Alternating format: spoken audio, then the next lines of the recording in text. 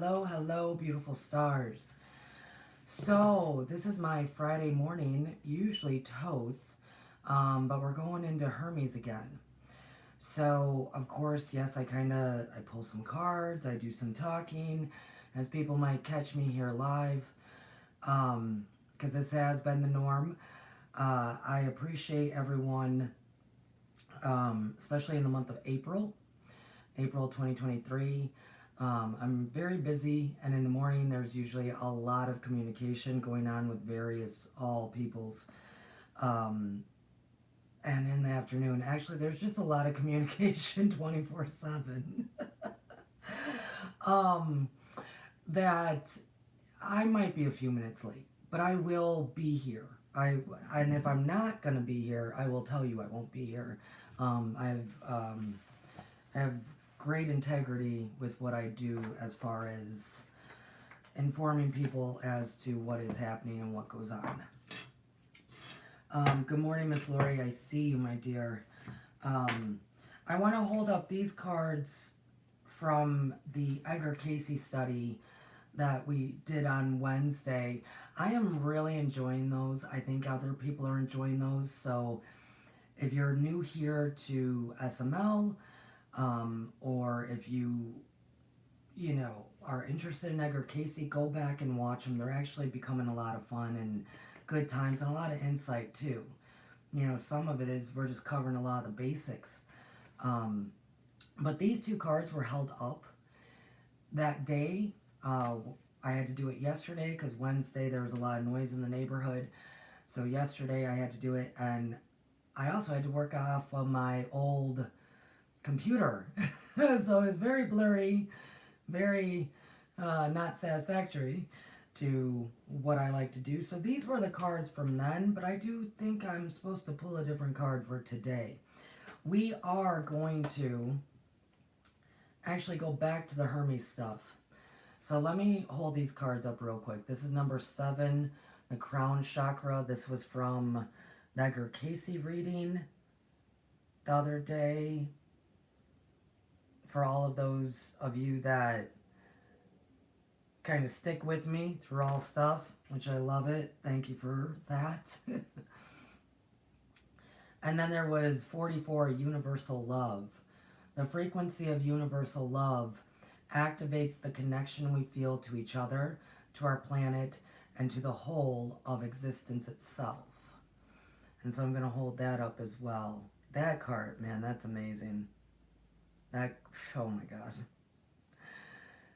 Sometimes in my own little way or time, when I get some time to myself, I pull a card for myself. You know, like, what frequency do I need to be in today, type thing. And these cards are just absolutely amazing. Really helping you understand the sacred geometry. Because when you understand the sacred geometry and really bring it into yourself, meditate on the visual and what it represents, you understand more of the connection of the all. I'll hold up the box as well again. This is the Sacred Geometry Activation Oracle deck. They're nice big cards. It's a lovely deck. I'm very happy I found them. I'm very particular on my decks. I really am. I'm particular on the art, the design, the feel. I am. I'm very particular in all ways, shapes, and forms, and I think people should be, because if we're not picky, right? That's the common word for it. Then we don't really get what we want, and why life is not meant to be. I think it's to what degree, right? What degree of pickiness and our wants. So today we're going to go back to what I started. Many of you might have gone back all the way back to Stars of the Morning Light from the very onset and maybe listened to me when I first started this, November of 2021, YouTube. When I first started the YouTube thing, which I give gratitude and appreciation and thanks to all of my subscribers. You know, sometimes I look at other people's subs and I'm like, whoa, how did you do that? Well, of course, you're better at tech than I am. But then I'll look at when they started their channel. It was like 10 years ago. So I am a babe in all of this YouTube aspect. So I appreciate everyone that subscribes, joins the community here. Man, yesterday people were having a good old time in the chat. Yesterday, it was fun yesterday. Good morning, Miss Jules. And so I do appreciate it. I don't take anything for granted, you know. So when I started way back then, a couple of years ago, a year and a half ago, what have you, I didn't know technology to the point that I was like using my phone. I literally didn't even know if you flipped your phone, it would be a wide screen. That's how much I didn't know technology, okay? So I've come a long way. My husband's like, you have come so far. You know, but I started because I had asked a few people, you know, where should I start? And they all said, start with Hermes. So I started going through it, and there were some other lessons that needed to be there, like the ego and some other stuff, the inner flame. Hermes talks about the inner flame a lot. A lot. I will probably bring that back into full effect when we start doing bigger lessons from the Thoth material. But I don't know. I think I just switched to Thoth from the Dorel version and kind of left Hermes out there hanging. Like, I never finished what I started there. And most likely because there's more in-depth stuff. I mean, I was pulling from a bunch of different texts and life might have gotten too busy. I don't know. So today, it's lovely that I went back and went, okay, where were you hanging out with, Courtney? Where'd you end up kind of dropping the ball there with the Hermes? And we still have a lot to cover. And so what's good for me is I'm going to kind of cover it more simply and not pull from a bunch of texts, because in April, like I said, I need a bit more time, and my focus is all over the place. My job is it's got many parts to it. It's definitely in April. So I've decided that I'm going to go back to it. I'm just going to read out of the Kabbalion, and I will most likely also add the Corpus Hermetica as we go. Okay? So we are in Hermes. We're definitely doing the Hermes thing. What I do remember, though, as well, is, and it was labeled different, like lesson 1, it was like lesson 1, all is mind, you know, part A, B, C, F, you know, I was going through it like that. So I got to stay in that zone for the playlist. What I ended up doing, though, is because the first principle of Hermes is all is mind. That is a lot to try to wrap your head around. It really is. It's harder than people might want to acknowledge, because it is. It's very hard. It's very hard. I started in high school. I literally started in high school. So I'm a product, you know, I'm in high school in the 90s.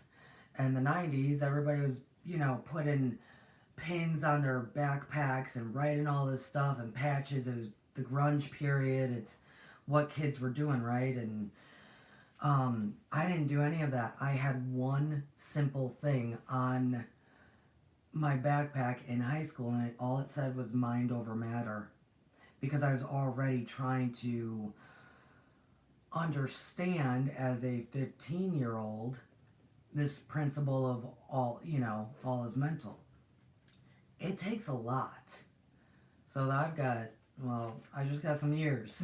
I just got some years. We're gonna, well, you guys did the math. I said it, the 90s. Um, I was in high school then. It was a good time. It was a very good time. So what I had decided back then is that I was going to start from the last principle of Hermes and work our way towards wrapping our head around all is mind. All is mind. Because it's interesting. I'll read them. And thank you everybody for showing up, grabbing your coffee, hanging out. Good morning. I hope the sun is shining where you are. If it does, get out there today and just stand and soak in that sun for a minute. Oh, yes. So if we were to read the principles of Hermes, it would start like this with the 7. Principle of mentalism, principle of correspondence, principle of vibration, principle of polarity, principle of rhythm, principle of cause and effect, principle of gender. Well, geez. It starts with all his mentalism, but all those other things, if you can wrap your head around that, it helps to wrap your head even fully around all his mind, all his mentalism. So I started backwards. I worked my way backwards. That's who I am. That's what I do. I'm thinking about the best way to explain things to folks. But it's all leading into all is mind. So I know I covered gender. There's a video about gender. I threw some other stuff in there. Ego, then or flame, that kind of thing, just to kind of get the juices flowing a little bit more. And then I did like 2 videos about cause and effect. One was about Atlantis, and the other one was about Sophia. And I demonstrated and spoke about cause and effect with those 2 stories. And the fall of Atlantis, I should say. Cause and effect. Which we've covered cause and effect a lot here at Stars of the Morning Light. So the one that we're at is rhythm. I love rhythm. Man, guys, rhythm. 2023, by the way, my lovely, beautiful stars. Oh, you guys are so beautiful. Happy Friday. Have romance with yourself, with the world. Get out into nature if you can. Be in love.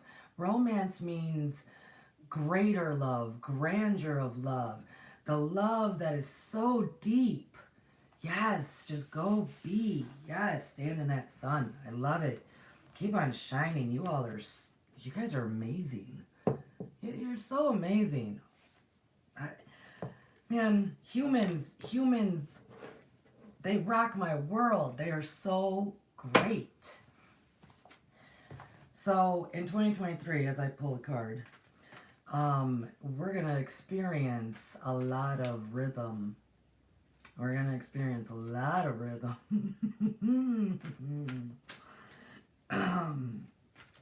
And it's where you are in that rhythm. It's where you hold yourself in that rhythm as to how you're going to experience 2023. Whoop, whoop, whoop, whoop, whoop. Cards are flying. Cards are flying. Cards are flying. All right. I will tell you, Transic Journey came out probably because I was like, romance. We don't probably need that one. Unless you do. Yeah, go out there. Have fun. Love the one you're with. So, oh man. We got number 38. Remembrance. Remembrance. The frequency of remembrance supports our memory of everything that we have gone through as a soul in body, providing us with the valuable information and tools to flow gracefully with and in this life. To remember who you are as a soul being. This card. Everybody look up. Oh my gosh. Remembrance. Could you imagine if your consciousness like that, the consciousness that has gone throughout all time and space, cycles, reincarnations, the beautiful being that you originated as, you light, you shiny one, you beautiful star. Could you imagine? Gosh, my hand is shaking. Let me try to hold it more steady. Could you imagine if that's what that looked like? Tapping into that. I will tell you, out of most of these cards, they do not look as maybe sci-fi, tribal as this one does. Whew. Remembrance. Remember who you are. Beautiful humans. You beings of light. You wonderful stars. I know who you are. I know who you are. And before we start, I want to say something. Robert, I saw you pop in, darling. Great show last night, man. Robert was having fun, too. I'm glad April's coming in and that beautiful shift started happening because, whew, we needed it. And everybody seems to be getting cheerier again. And for me, and you guys all know it, I try to become very conscious and remind myself, remembrance, to not take life so seriously because we can then lose the point.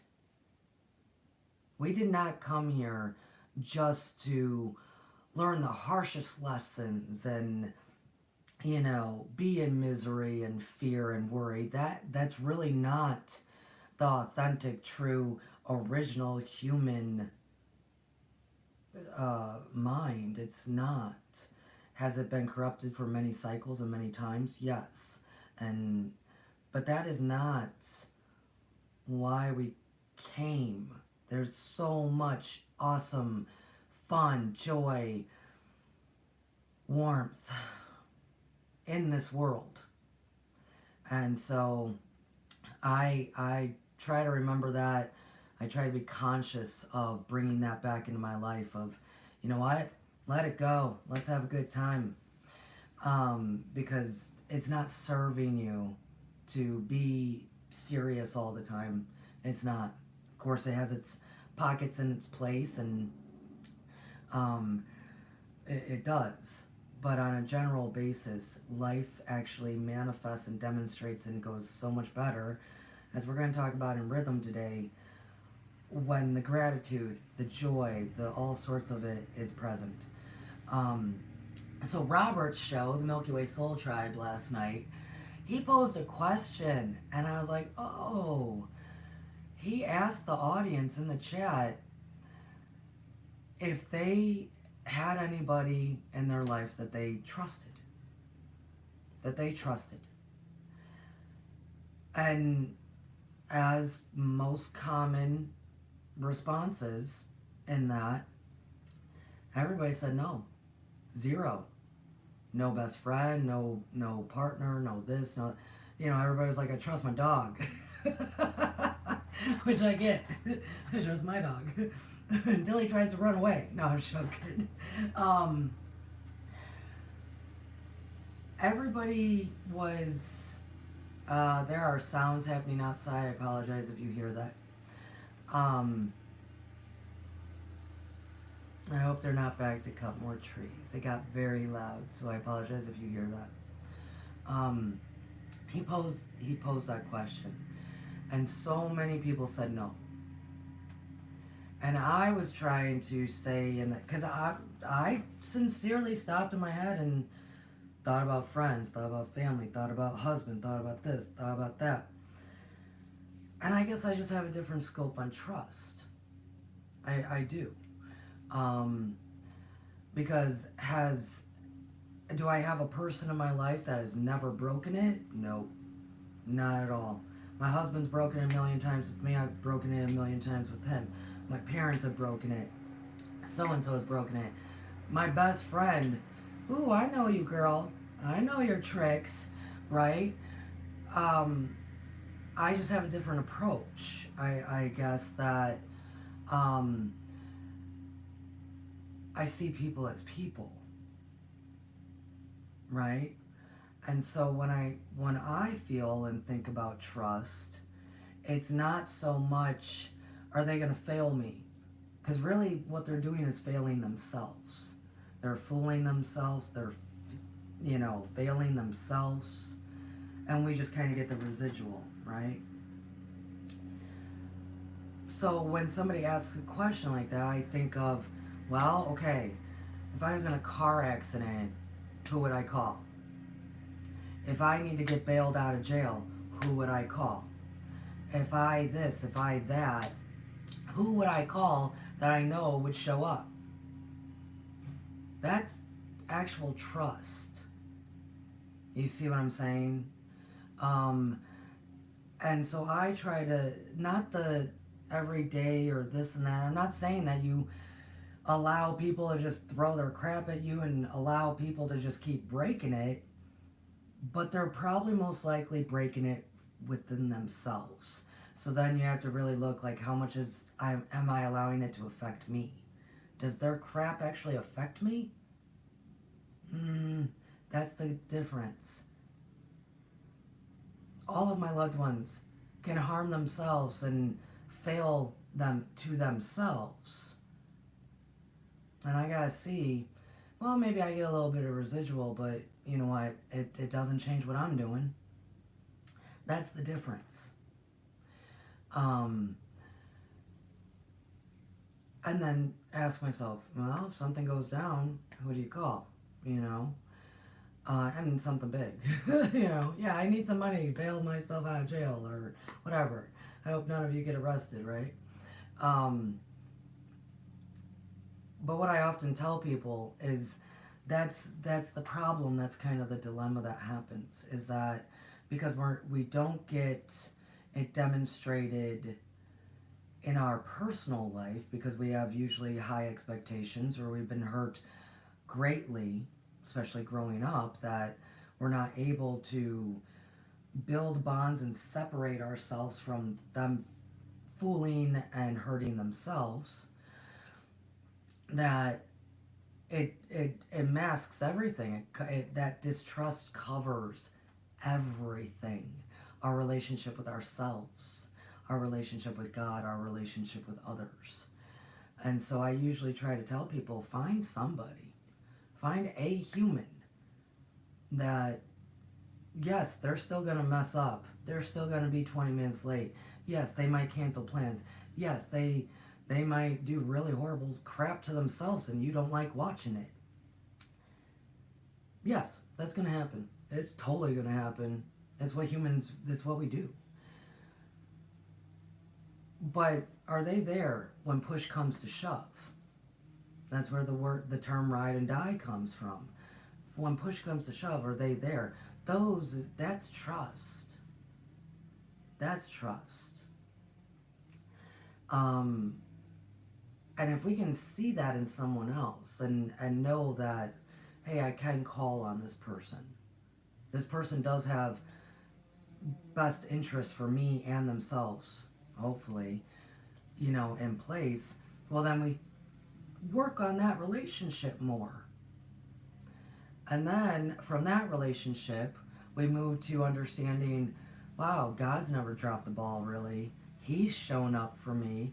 That time that I could have been arrested, I wasn't arrested. That time that avalanche happened 15 minutes after I drove past that, God showed up. Whatever it may be, then we can see, wow, I can start trusting a higher power, a God. Because oftentimes us humans, we have to have something demonstrated in the visible, tangible world with another human before we can believe that it can happen with a higher unseen power. And then while we're doing all that, and I've talked about this before, what we're doing is we're really starting to build the trust within ourselves, to trust ourselves. Because we know that we're just as fallible as all those other people that we don't trust. Right? And a lot of people will say, well, I take care of me, I take care of me. That's lovely. I'm glad you're showing up for yourself. It's a very tricky thing with trust. And join us with the Edgar Cayce series on Wednesday, because we talk a lot about it, and I talk a lot about it on Sundays, because trust does have to be in place. It really does. Trust, if anything, we have to start practicing it, seeing it, being it for ourselves, moving further into 2023. Why? Because of the rhythm. Let's get into the Hermes. I love you all so much. So with that understanding, as I ask those in the chat right now, how many of you, now with that understanding, if you got a flat tire, is there somebody you can call? If you, I don't know, yeah, you do need to be bailed out of jail, is there somebody you can call? If you need to put food on the table, if you just need an ear, you just need to vent, and they give you the time of day, they'll pick up. Do you guys have someone like that? Not, well, they've never harmed me, because that's not ever going to happen. It's never going to happen. There's never going to be a perfect person that doesn't harm. It's not. Not yet. We should say yet to everything. Yay, yet. It's just not going to happen. Oh, rhythm. Rhythm. So we are in Hermes. And I'm reading from the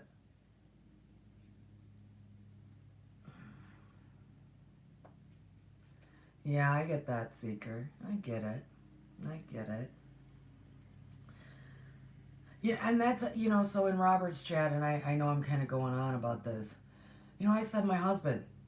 He is my best friend. It's wild how that works. Has he completely failed me and completely, yeah, man, Rocky, especially at the beginning. We got married very fast, like engaged within 3 months. I mean, it was like, oh yeah, why not? We didn't even know each other. I mean, it was still like year 3 that I was like, who the hell are you? So very rocky.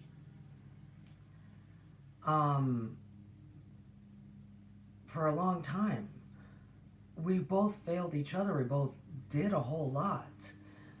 But yeah, and it's interesting, Seeker, that you said, but there's some stuff you just don't say. That's that secret self that we're talking about with Cayce on Wednesdays. That secret soul psychic self. And I will tell you, to this day, Brad and I have been together, I don't know, married for 13, together, whatever. And to this day, there will be a memory I have, a story I have that I'll start telling him about it, and he'll be like, why have I never heard this? And it might be a completely wild, off-the-rails story that I just forgot because I'm not thinking about it, and I'll tell him, and to him it's a non-stop of, why don't I know all this stuff? Like, who are you? Like, what happened? Because time is what builds trust. It very much so. It's, okay, I'm going to talk to you about this now. Okay. I'm safe to talk to you about all this stuff. So time. But I get that because he still goes through it. And plus, I lived very, I mean, I'm already on my fifth and one. Like, I live some stuff, kind of intentionally. So, rhythm. Everything flows out and in. Everything has its tides. All things rise and fall. The pendulum swing manifests in everything. The measure of the swing to the right is the measure of the swing to the left. Rhythm compensates. I'm going to not read the full beginning of this, but I'm going to jump to a section.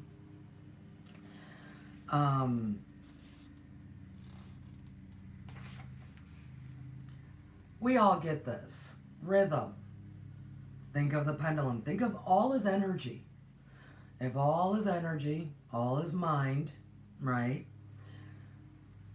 If we're over here, and this has contributed to a lot of stuff. This could be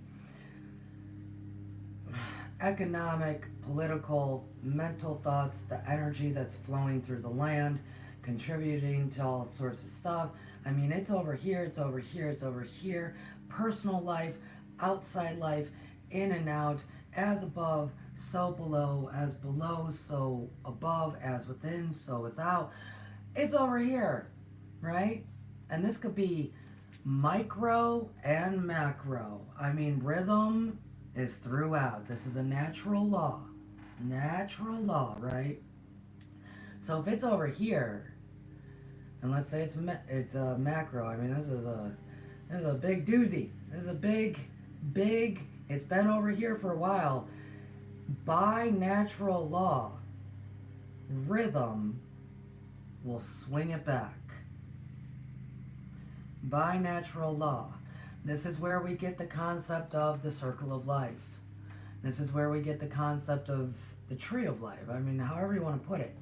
The birth, growth, maturity, decadence into death. And then new birth. This is where we get the reincarnation. That everything has that. And so rhythm could swing back somewhat rapidly, depending on the energy that it's using, the mental that it's using. Or it's a slow, you're born, and you're going, you're growing, you're growing, you're maturing, you're maturing, you're maturing. Oh, now you're over the hill, you're descending into death, right? And then, oh, well, now I'm right back. I'm reborn. I'm starting over again. So it can, that is the natural progression. I do apologize. There are weed whackers outside. If people are picking that up, I'm hoping this mic cuts it off. It is starting to get a little bit of obnoxious out there. I do want to put out there, I've been saying this in many of my videos lately. If I go live, folks, I can't control what happens in the neighborhood. Everybody in this neighborhood has at least a quarter acre of property that in the spring, summer, it's all the time. I'm not going to be able to control if some of the sounds come in. I apologize for that. It is what it is. I live in the South. I live in the South. You hear it nonstop. So we all get this concept of rhythm. We do. And like I said, it could be little micro. Think of conversations back and forth. Conversations back and forth. Energy exchange that way. Back and forth. It could be very small. But it will. It could be, you could see it as small as you sleep at night and you're awake during the day. That is actually a part of rhythm. It really is. It's the natural rhythm of our body. That's where that term comes from. This is all natural law. All natural law. So I'm going to actually start reading, because what is said, ooh, I got a lot to read.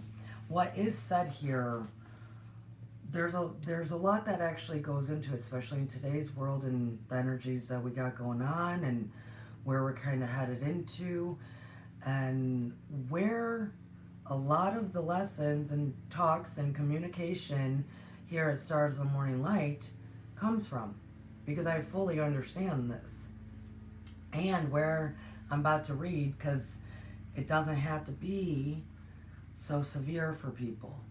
It doesn't have to be such polar opposites of birth and death, poor and rich, left and right. It doesn't have to be such severe polar extremes. Summer, winter. It does not need to be that way. But it takes people to understand that that is a part of it. And moving from the lower way of thinking, as we're going to talk about, like the ego-based thinking, into higher consciousness, that you can hang out really just on the side that you want to hang out at, and just have a whole lot of little macro stuff happening to serve you really well. So let's talk about it. Okay, I'm going to go to, let's just start. This is going to go into a little bit more understanding, and then it will go into something different, right? Night follows day, and day night. The pendulum swings from summer to winter, and then back again. The atoms, molecules, and all masses of matter swing around the circle of their inner nature. There is no such thing as absolute rest or sensation of movement, and all movement partakes of rhythm. The principle is of universal application. It may be applied to any question or phenomena of any of the many planes of life. It may be applied to all phases of human activity. There is always a rhythmic swing from one pole to the other. The universal pendulum is ever in motion. The tides of life flow in and out according to law. The principle of rhythm is well understood by modern science and is considered a universal law as applied to material things. But Hermetics carry the principle much further, and I'm sorry, that noise is kind of starting to bother me. I'm trying to scream so you guys can hear me. But the Hermetics carry the principle much further and know that its manifestations and influence extend to the mental activities of man.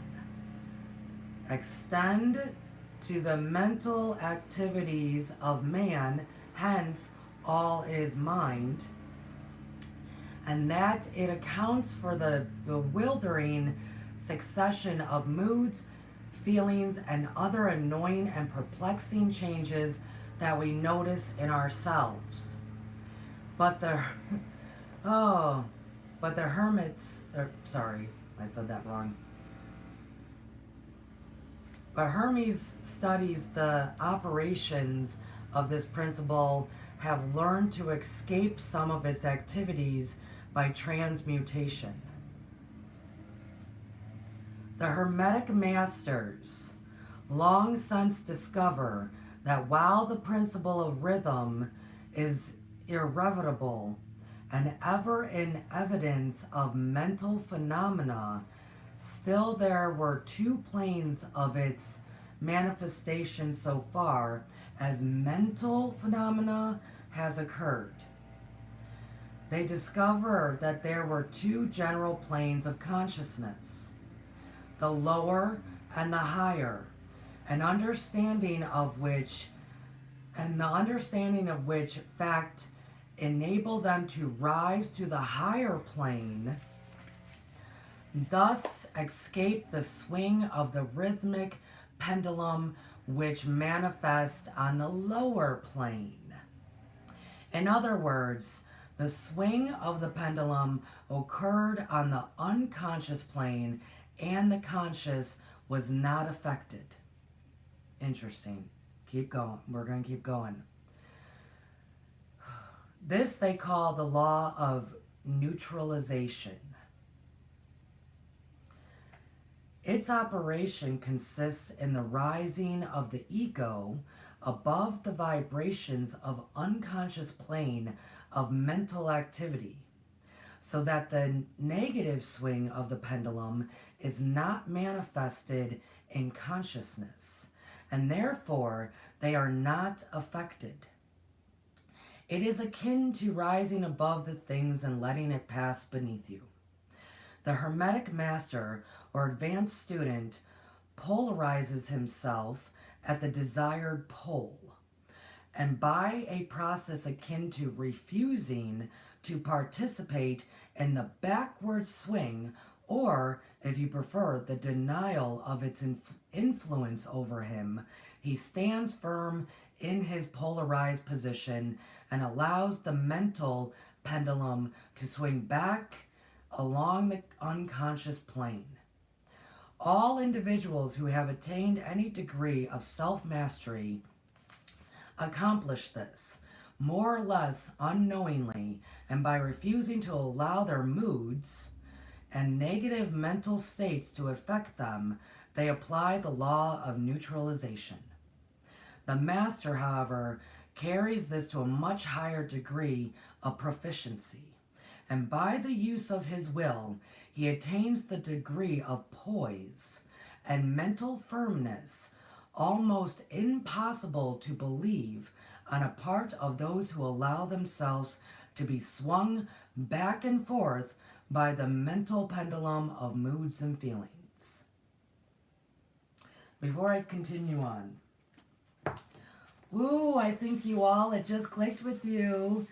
So much of what we discuss here at Stars in the Morning Light is this now, isn't it? Full on it is. Best way to start practicing that observer mode. Watching yourself react. What are my moods and thoughts? How do I react? Am I reacting just in feelings right now? Watching yourself as you're operating with other people, watching other people at a much observer way that is neutralization. Because your observer mode, that kind of hovers right over here. I'm going to watch myself and watch you and just observe what I'm doing so I can tell, do I operate in mood? Do I operate in fleeting feelings? Am I not a master? Am I not emotionally mature? Right? We can learn a lot about ourselves by watching ourselves in a neutralized observer, objective type of way. And the more you practice that, as we learn very much so, I do have to put it out there at Stars of the Morning Light on Patreon, the teachings there go way more in depth than what I do here. We also are about to start a project working on our psychic abilities along with more manifesting stuff. It's $5 or $8. I would definitely consider joining Stars of the Morning Light on Patreon, and I am the only Stars of the Morning Light. So, doing that though, you can start to identify how you live in this law, in this principle of rhythm.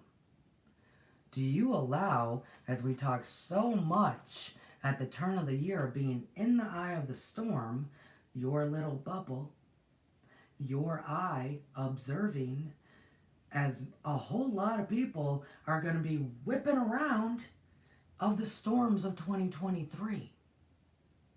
Because they are allowing their moods and feelings to dictate them being whipped around. It's very interesting. And so when we're talking about the lower self, Now they're saying the unconscious and the conscious spheres of things, the lower plane and the higher plane. Well, beautiful stars, you are all such intellectual, beautiful, amazing, higher being selves, especially as I'm going to read this card again. 38, remembrance. The frequency of remembrance supports our memory of everything that we have gone through as a soul in body, providing us with valuable information and tools to flow gracefully with and in this life. No one that gets blown around in the energy, in the chaoticness that can happen within the lower plane of collective consciousness that uses the law of rhythm. No one that actually gets blown through all that has any graceful to them. They're not graceful. In your remembrance, you have all the information and tools to be in that eye of the storm gracefully, moving about with the storm, because we are still present, we are still here, gracefully doing that dance, right? I've been talking about this for months. And I gotta kick it back into gear so we know, because I just have to. Here's the picture of that, ladies and gentlemen, you beautiful stars, you beings of love and light. Remember who you are. That is the sacred geometry of your remembrance. Your remembrance is in there.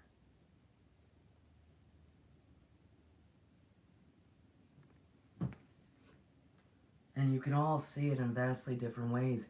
Let me know what you're seeing. Are you seeing technology? Are you seeing tribal? Are you seeing wings? What are we seeing? Are we seeing how strong, how that bubble, because a lot of sacred geometry has bubbles connecting to other bubbles, right? Because that's how we operate. That's how all energy operates, really. You can know that with our cells within and all that is around. But look at how thick that remembrance, how thick that which is in you that has all the informations and tools to travel through this world gracefully.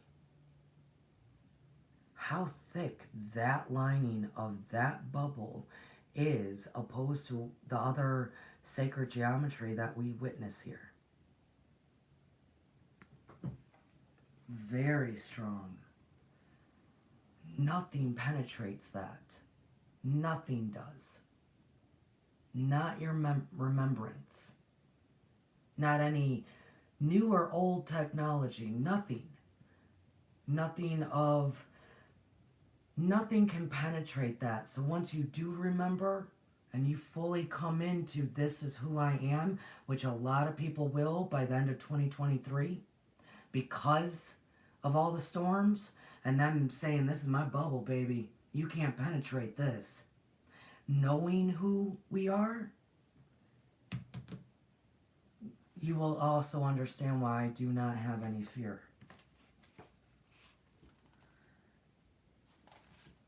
Up here in that observer mode can enter you into more of the neutralized state, the neutral state of mind.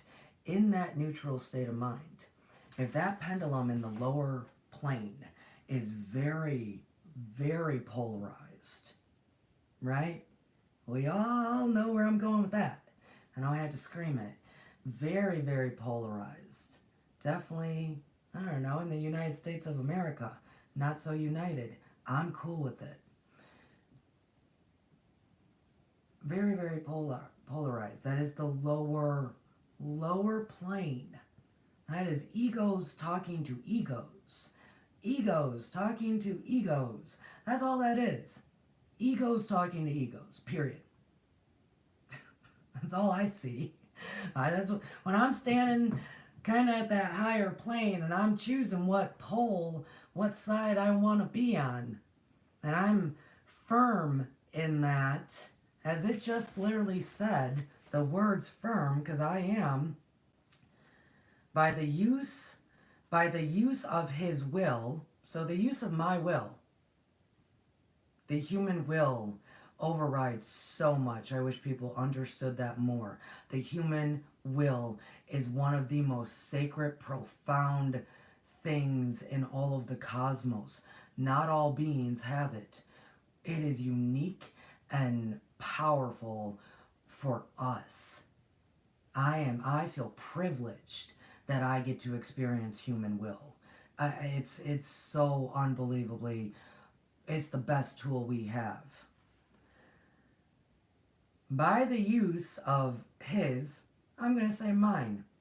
You should say yours. Say mine. Maybe we should just repeat this and use the word mine.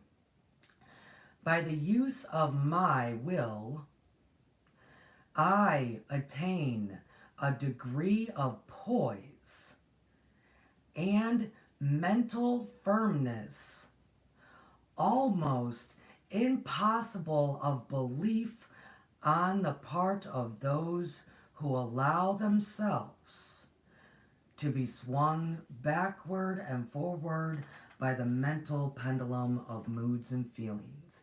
This is why it's difficult for people to believe and trust the words that come out of my mouth.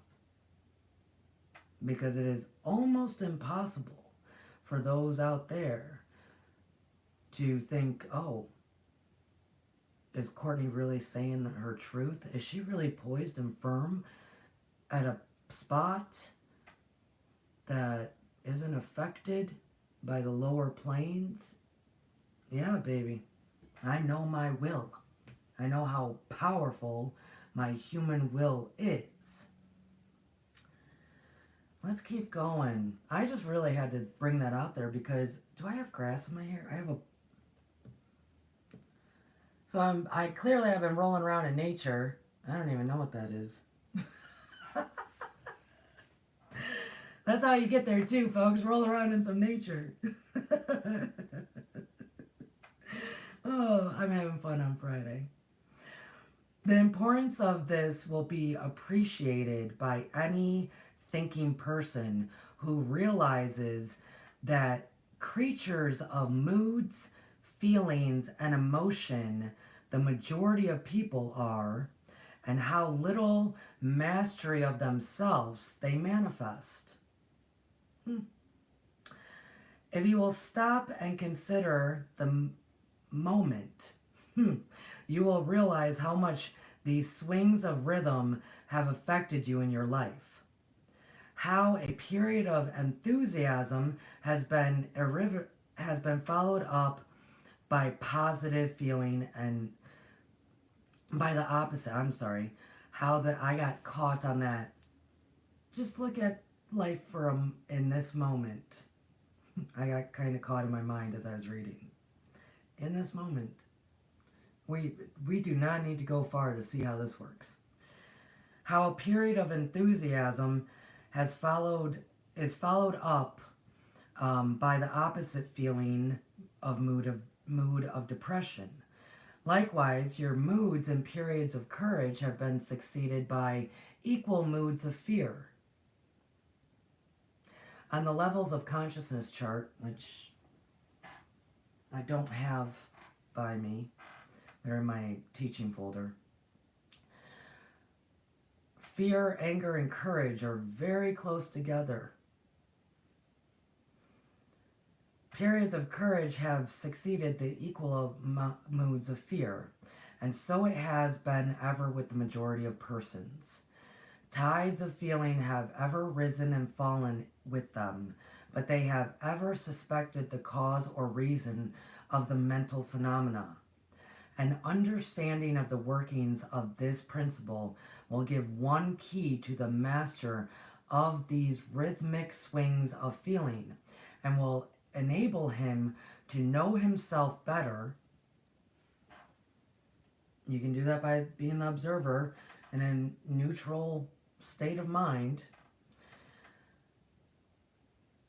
one key to the master of these rhythmic swings of feeling, and will enable him to know himself better and to avoid being carried away by these inflows and outflows.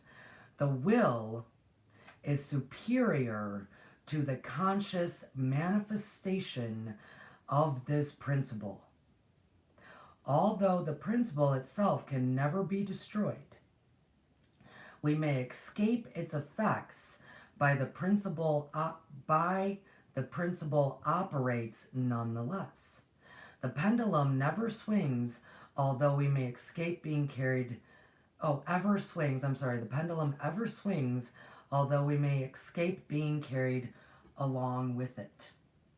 So, like I'm saying, we have macro of this flow, we have micro of this flow. Your will, the will is superior to the conscious manifestation of this principle. Bam! Your will, your human will, is superior as to how you're going to allow this principle to operate in your life. Hands down. Hands down. There are other features of the operation of this principle of rhythm of which we wish to speak at this point. There comes into its operations that which is known as the law of compensation. One of the definitions or meanings of the word compensate is to counterbalance, which is the sense in which the Hermetics uses the term. It is this law of compensation to which the Kabbalion refers when it says the measure of the swing to the right is the measure of the swing to the left. Rhythm compensates. The law of compensation is that the swing in one direction determines the swing in the opposite direction, or to the opposite pole. The one balances or counterbalances the other. On the physical plane, we see many examples of this law. The pendulum of the clock swings a certain distance to the right and then an equal distance to the left. The seasons balance each other in the same way.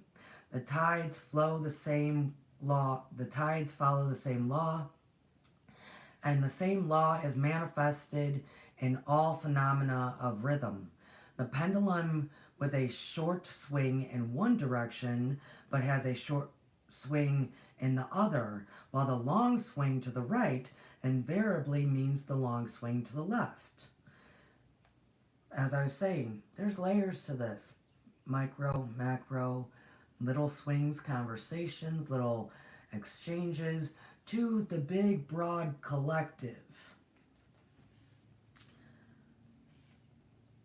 An object hurled upward to a certain height has the equal distance to transverse on its return. Up, down, right? The force on which the projectile is sent upward a mile is produced when the projectile, returns to the earth on its return journey.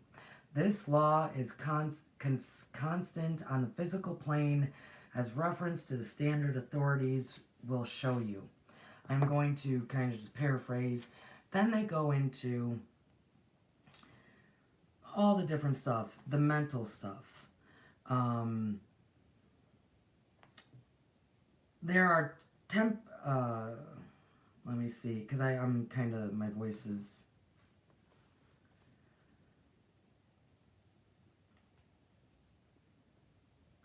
The temperaments which permit of low degrees of enjoyment and equally low degrees of suffering, while there are others which permit the most intense enjoyment but also the most intense suffering.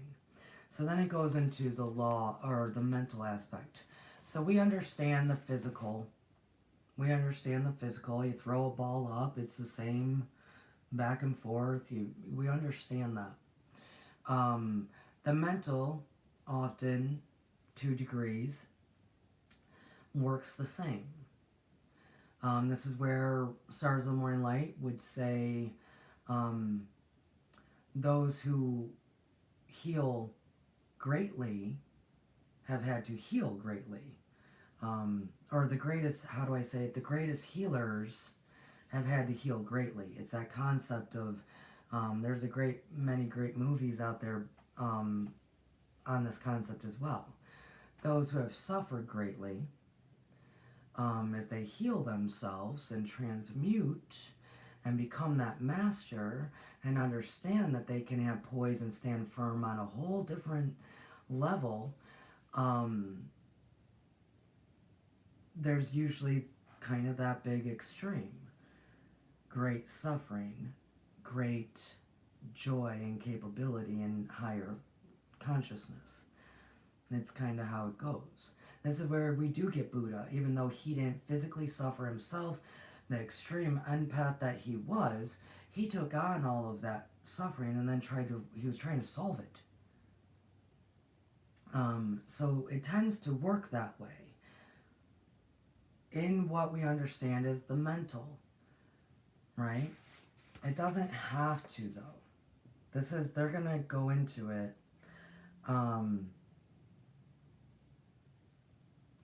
The rule is that the capacity of pain and pleasure in each individual are balanced.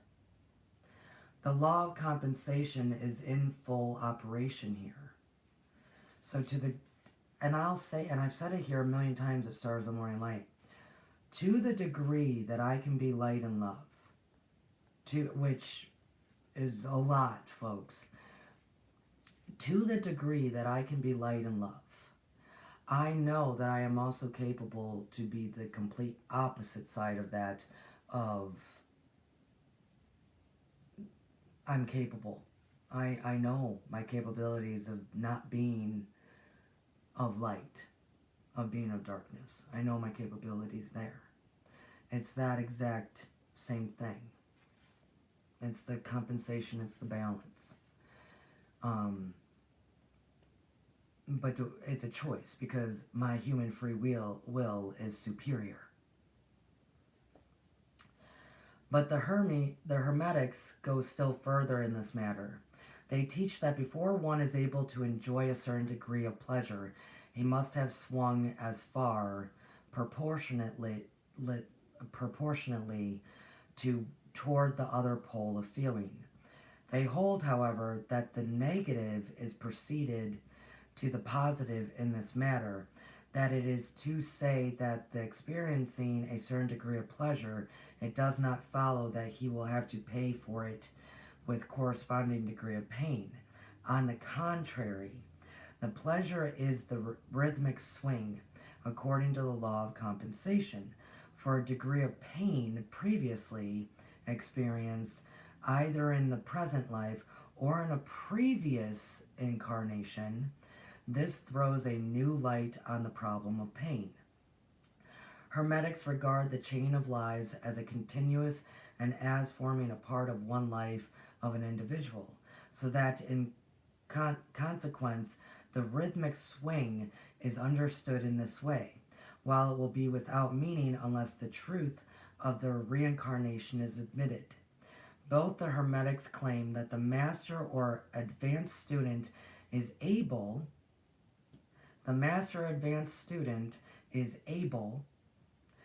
to a great degree to escape the swing toward pain by the process of neutralization before mentioned.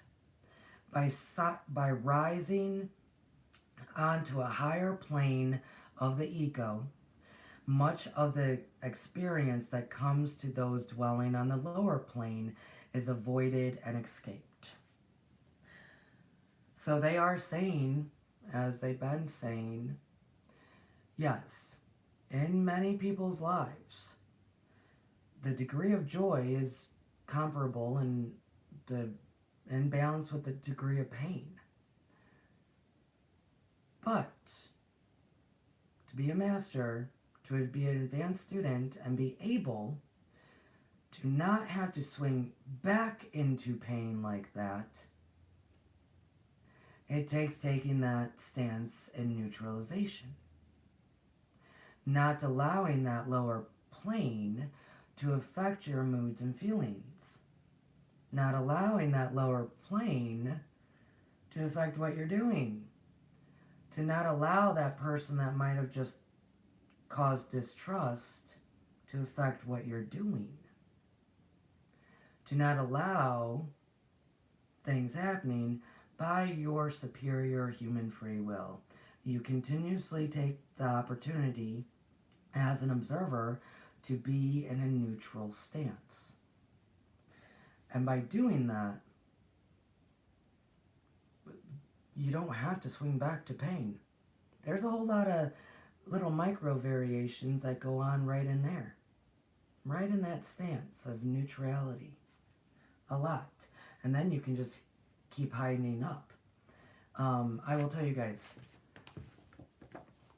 the degree of pain that I grew up with and the degree of pain in my young adult life, I will never see anything like that again. Ever. I know I won't. And it's a lot to my superior of will. Because I am my own worst enemy, as so is everybody else.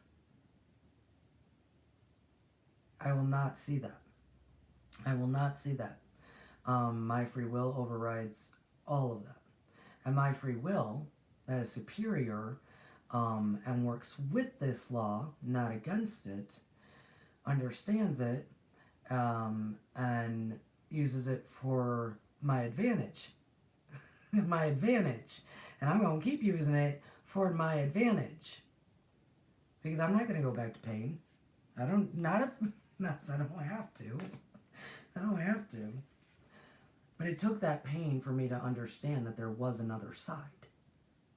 That's where, once you can get a glimpse out of the pain and see that, whoa, you don't have to live this way.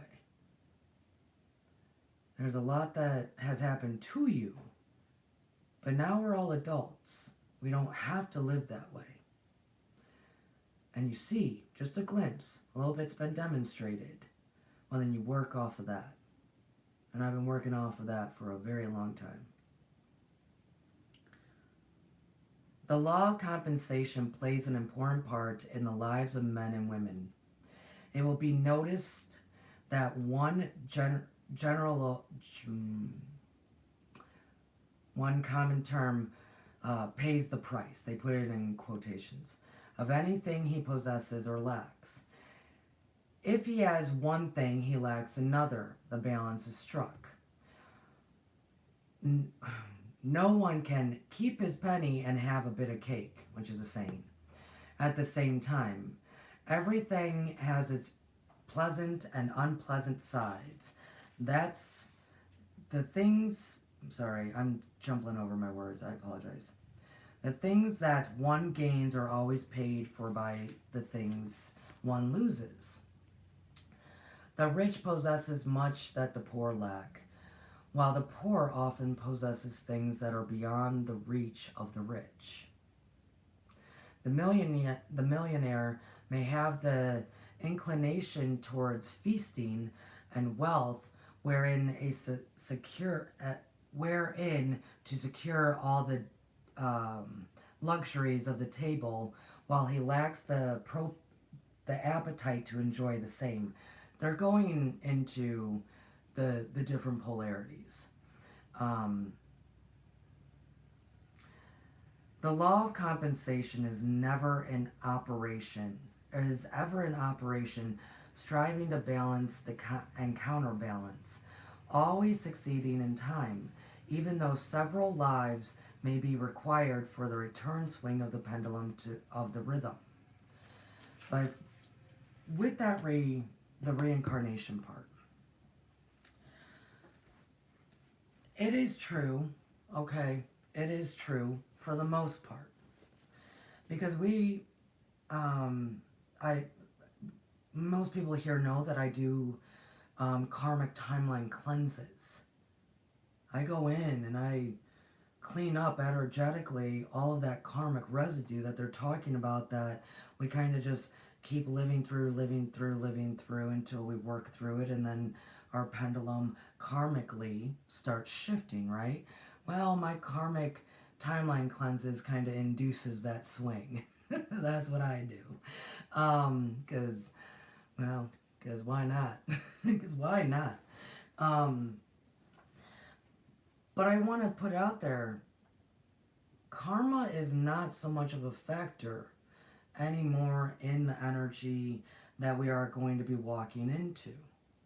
Your karma and all the lives that you lived is attached to the remembrance.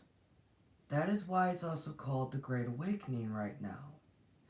So what we can do, instead of thinking, well, man, I have a crappy life because of all the lives that I've had and there's nothing I can really do about it, that's baloney right now. In our cycle, we've never been in a cycle. We've never gone this far in a cycle before. Ever. Ever, ever. That if we use our remembrance, all of that karma really can drop away and fall away once full remembrance comes. And then you attain that remembrance of who you are, you beautiful star. And as you attain that and experience it, and then connect it to your current human free will, any karma can't override. Karma hasn't. Karma's that spot on the floor that you wipe up once that happens. That's how I gotta put it, really, truly. So all this stuff about karma, all the stuff about that, and why I do karmic timeline cleanses is to induce that. Induce the remembrance. Induce, if you got stuff that, man, that did kind of stick you, and we're going to clean it all up, make it nice and shiny and pretty, so different energies flowing throughout your timelines. Whatever I have to do to induce people to their remembrance, I will do.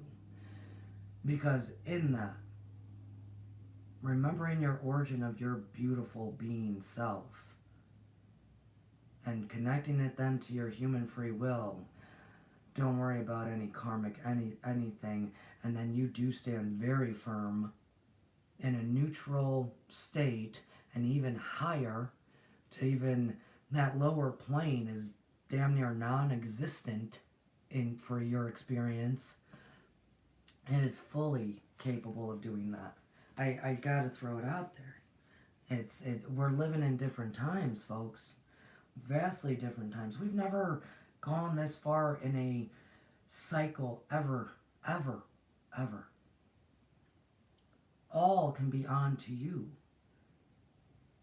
I mean, seriously, that line, ask and ye shall receive, if you know who you are, it's really easy.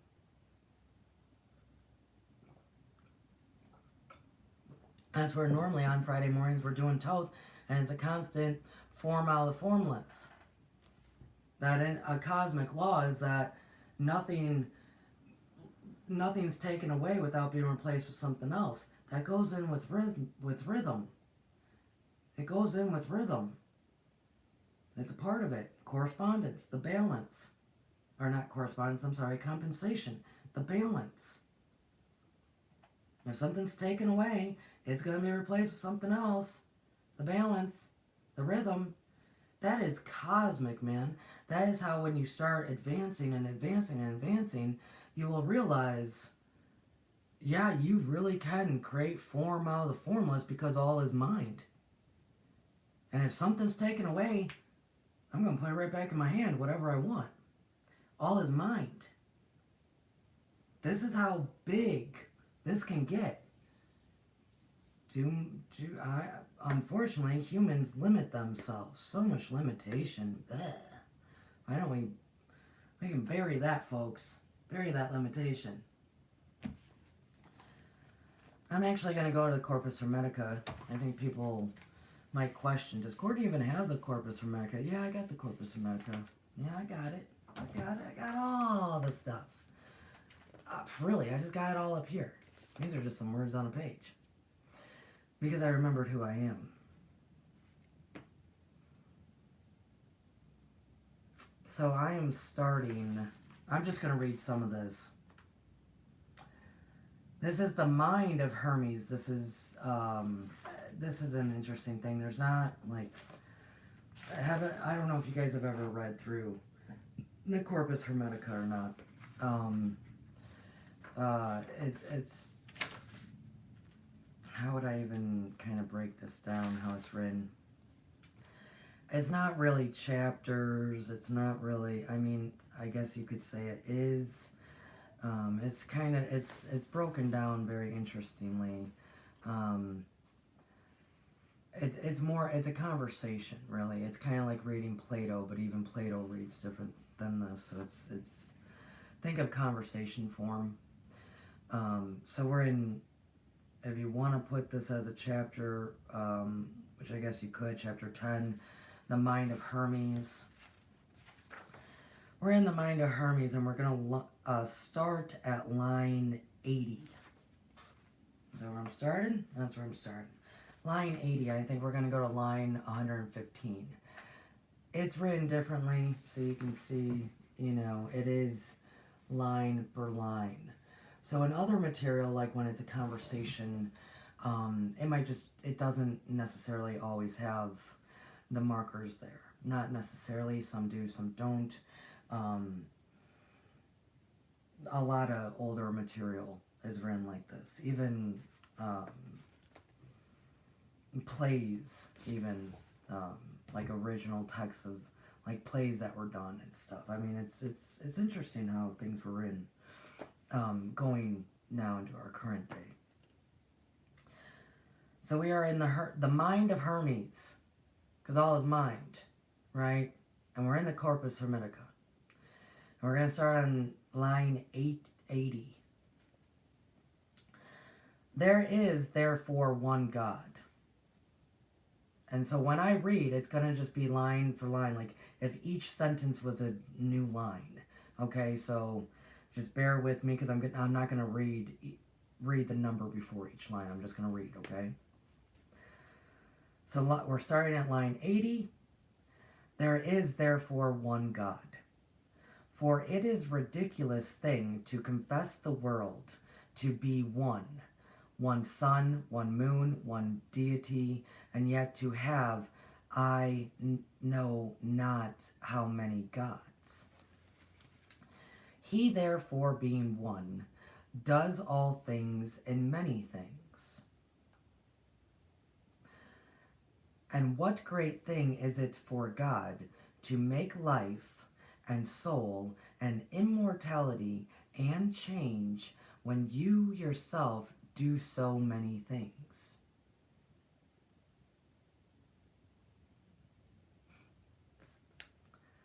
For you see and hear, smell, taste, feel, move, understand, and breathe.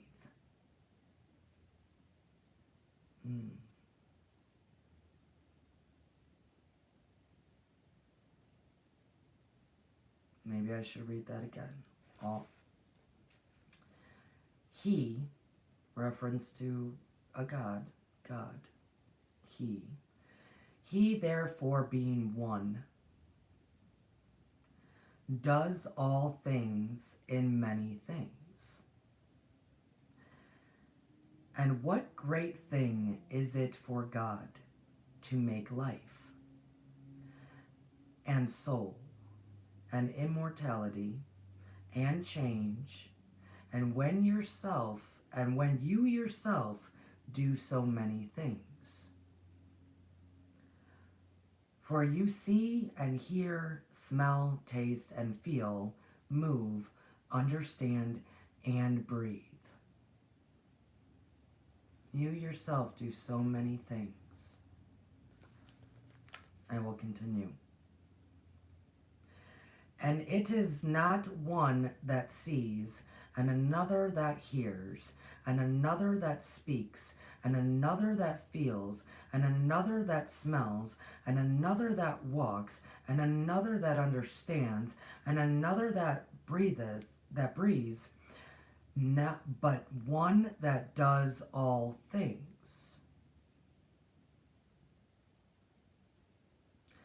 Yet neither can these things possibly be without God.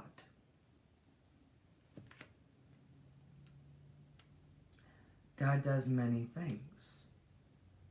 Apparently, so do you. Apparently, also, there's not separation. There's not one who sees and then over here one that hears, one that walks over there, one that feels over there. All seems to happen within you. We all breathe. All breathes. Yet neither can these things possibly be without God. You cannot have breath without God. For as you, if thou should cease from doing these things, were not a living spirit. So if God should cease from those, he would not any longer be God. So if you cease to do any of these things, and this also includes the reincarnation, if you cease and you don't come back, there is no breath ever again. That would also have to mean, so if God should cease from those, all that he does, he would not any longer be God. So if God stopped doing all that God does, as if we stopped doing all that we do, that would definitely mean God also stopped. For if it be already demonstrated that nothing can be idle or empty, how much more may be affirmed of God? There is a reason why I'm reading this through rhythm.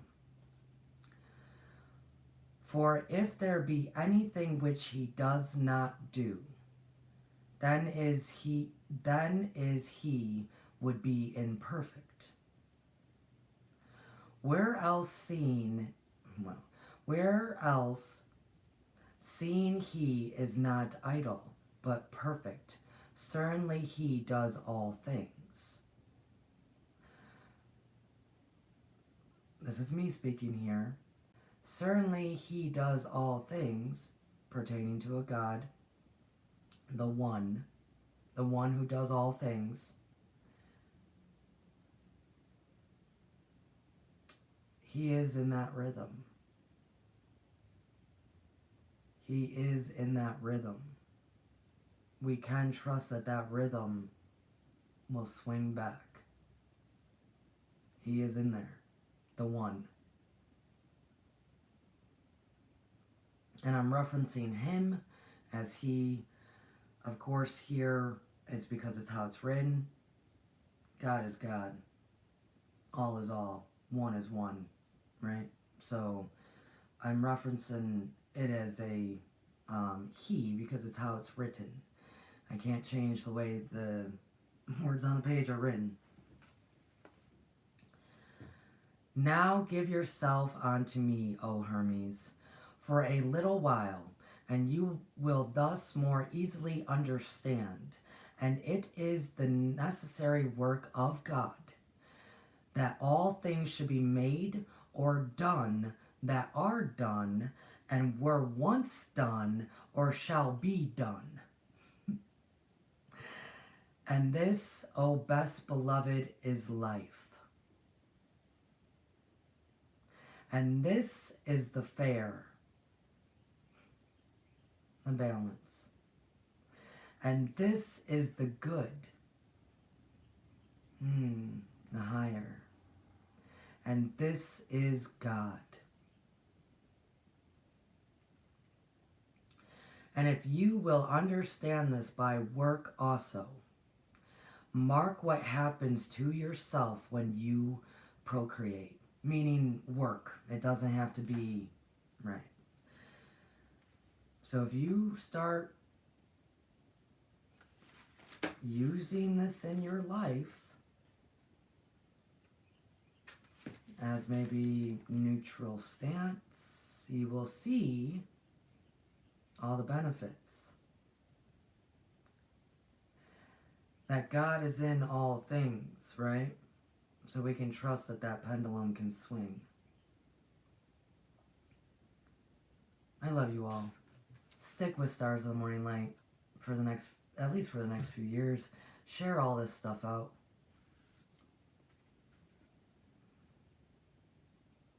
And yet this is not like unto God, for he is not sensible of pleasure, for neither does he have any other fellow workman.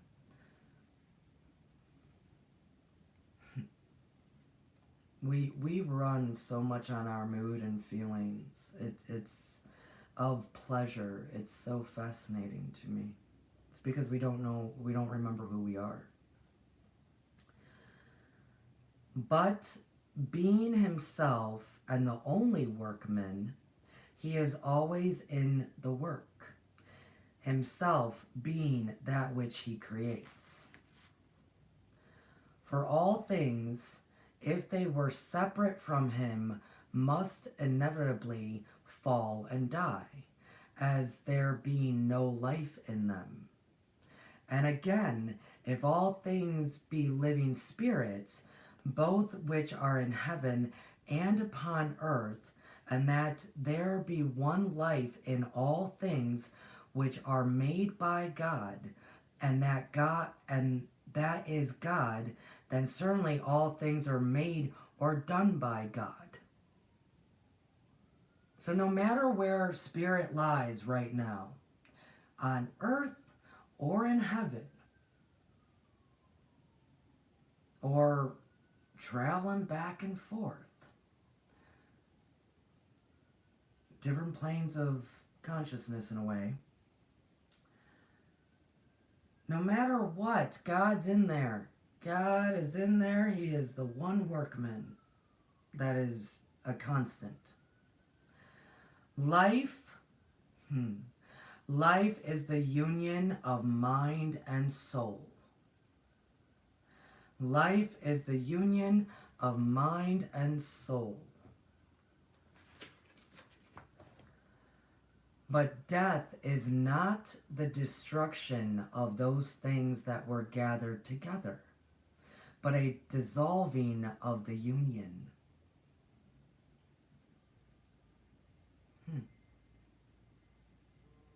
The image therefore of God is eternity.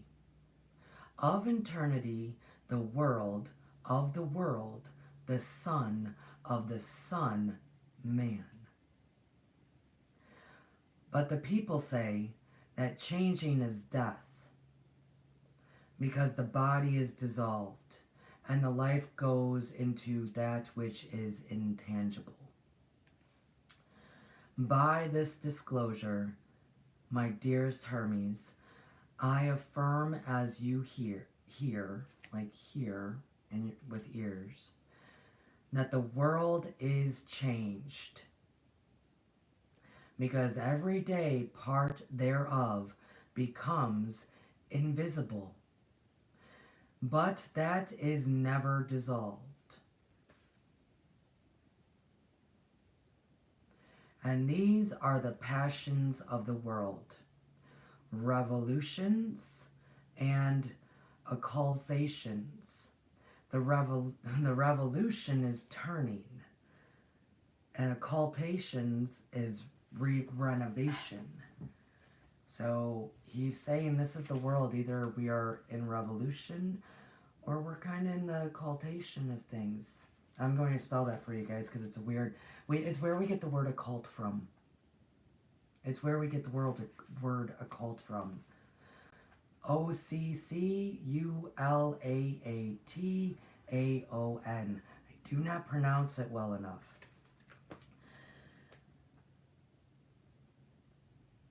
Revolution is turning, but occultation is renovation. So either we can do renovation, or we can do revolution. Human free will is superior. And it's still in that principle of rhythm. We just learned how death is not actually death, it just dissolves.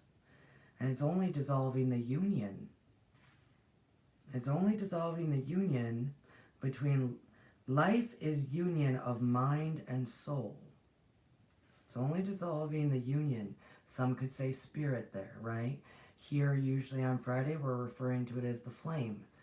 Mind and flame is life, union. When death happens, it's just a representation of the separation.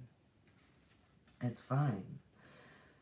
And remember, I just said cosmic law is that nothing is taken without being replaced with something else. You don't dissolve and then not come back. Same as the world.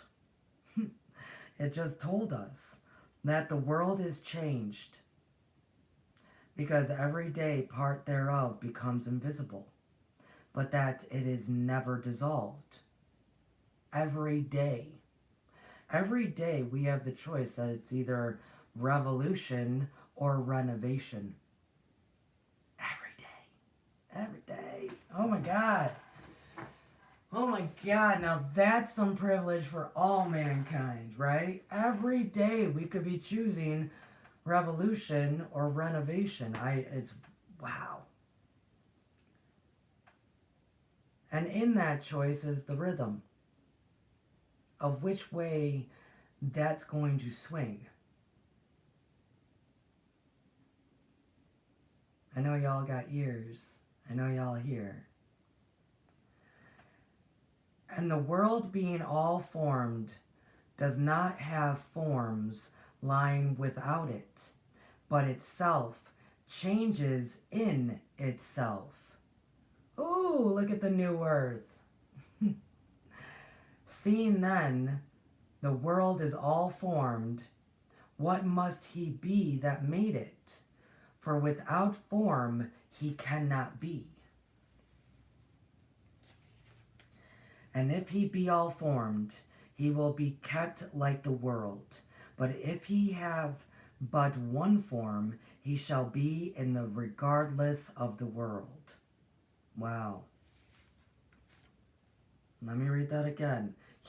They're talking about us right now, by the way. The he here is not God he. This is man he, mankind, human he. And if he be all formed, I'm sure if you're hearing me right now, you're all formed, he will be kept like the world. But if he have but one form, he shall be in this regardless of the world. So we have all formed and one formed. Two separate things. Maybe meditate on that, folks. Two separate things. All formed and one formed. Right now, we're just trying to understand the all as far as like community. Like we can't even understand the all as far as like the humankind, let alone the one. It is very different stuff. Very different stuff. What do we then say that he is? We will not rise any doubts but by our speech, for nothing that is doubtful concerning God is yet known. He has therefore one idea, which is proper to him, which, because it is intangible, is not subject to the sight, and yet shows all forms by the bodies. And do not wonder if there be an incorporeal idea. So they're talking about the ideal now, which is what we're talking about at Edgar Cayce on Wednesdays. For they are like the processions of speech, which is in writing, for they seem to be high and swelling. But they are by nature smooth and even. But understand well this that I say, more boldly, for it is more true. As man cannot live without life, so neither can God live not doing good. He's got an ideal. God, the one, the God, the source, great spirit, however you need to identify, he's got an ideal. Wouldn't it be awesome to know what that is? What's going on here?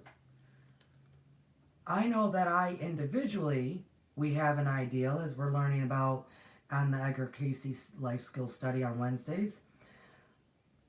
I know that us humans have individual ideals.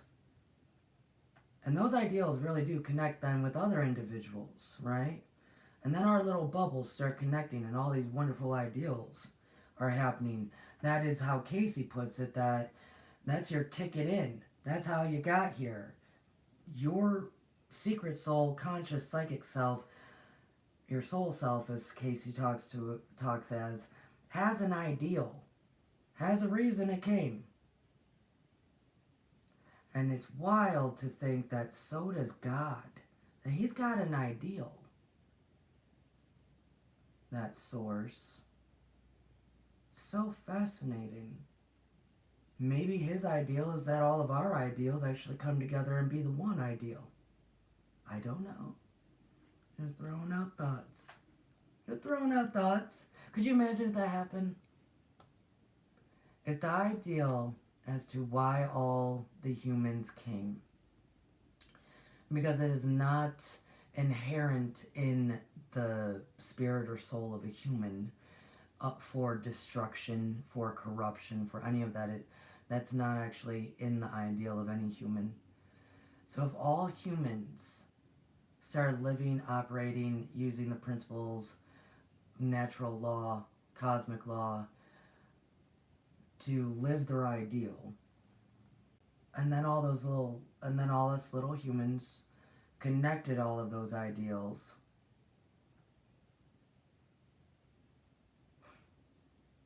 maybe that is the great ideal. Maybe that is the great I am.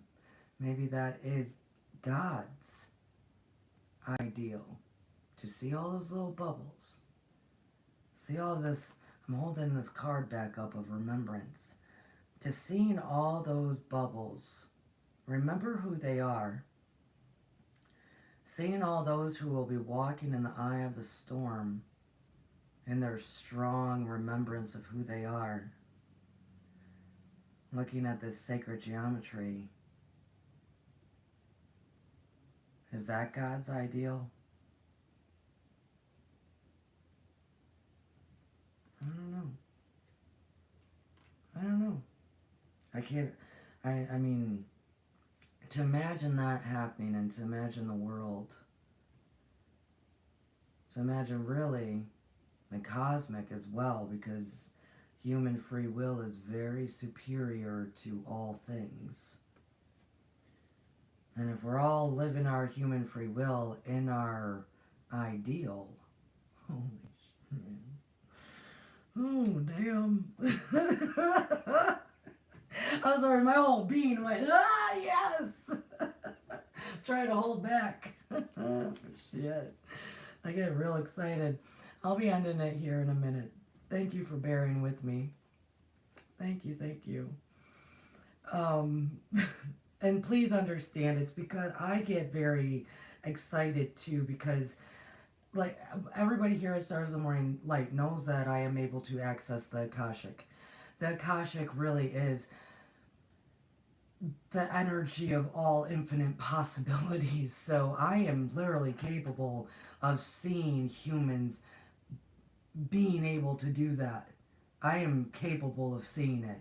So I know that energy is out there. It's there. It's present amongst all other possibilities. That it is very infinite. That I can actually see it. So when I feel it, it's a little bit different because I know I can see it. I have no doubt. I have absolutely no doubt of what humans can do. I have no doubt once they, go within and spread without. I mean, I have no doubt about it at all. So I get very excited because I can see it. I can see it. In our lifetime, who knows? In our next round, who knows? But it is very capable, possible. It is there. We just grab it. Just grab hold. Remember who you are. Whew.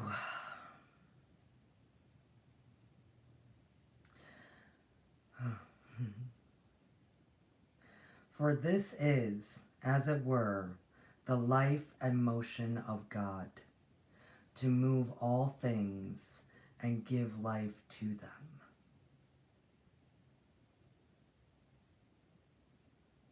So God is doing good at all times.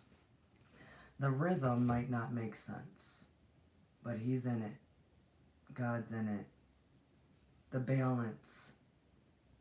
We look to nature as it was in my hair, apparently, when I started this video. Who knows? Who knows what Courtney was doing out there in nature? We see it, and it's demonstrated so much in the rhythm and flow of nature.